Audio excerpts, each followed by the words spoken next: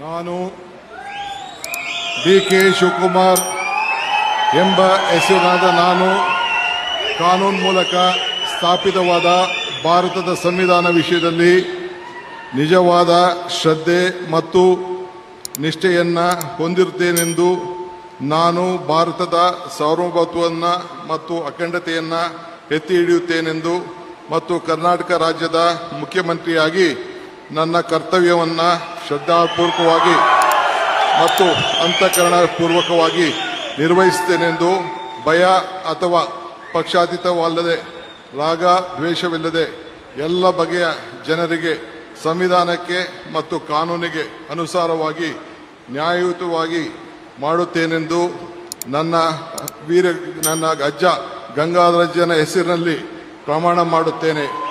ಶ್ರದ್ಧಾಪೂರ್ವಕವಾಗಿ ಪ್ರತಿಜ್ಞೆಯನ್ನ ಮಾಡುತ್ತೇನೆ. ಮಾನ್ಯ ಮುಖ್ಯಮಂತ್ರಿಗಳು ಈಗ ಪ್ರಮಾಣ ವಚನಕ್ಕೆ ಸಹಿ ಮಾಡಲಿದ್ದಾರೆ.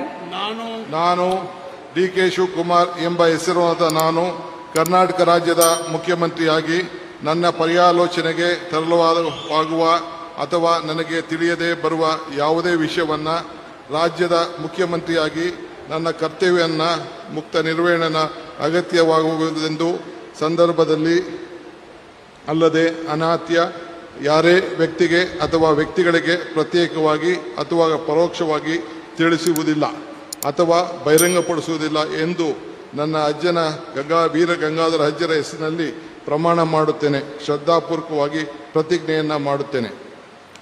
ಧನ್ಯವಾದಗಳು ಸರ್.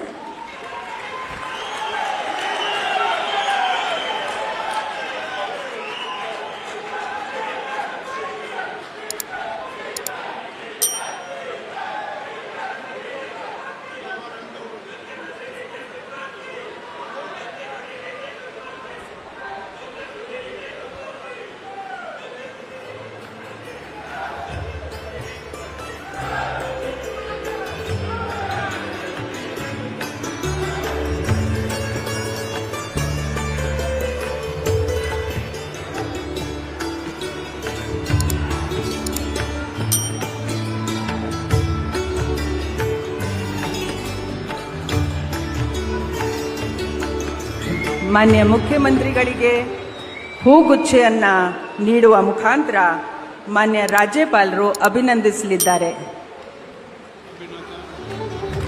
ಚಪ್ಪಾಳೆಯೊಂದಿಗೆ